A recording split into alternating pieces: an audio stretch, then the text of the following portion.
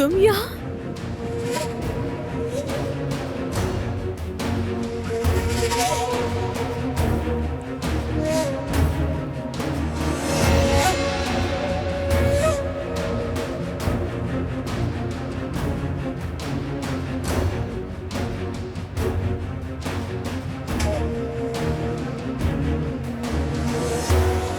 मैं पहले क्यों नहीं समझी?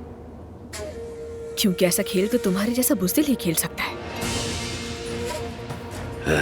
ज़ुमरत बेटी, क्या हम दोबारा शुरू करें?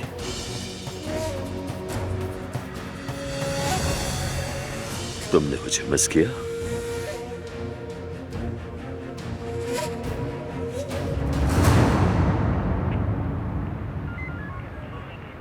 आपको इंतजार करना चाहिए था। खैर, लेकिन ये अच्छा हुआ। आपकी वजह से हमने एक मुजरिम को पकड़ लिया।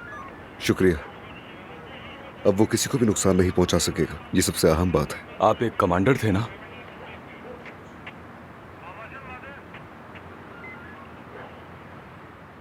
बाबा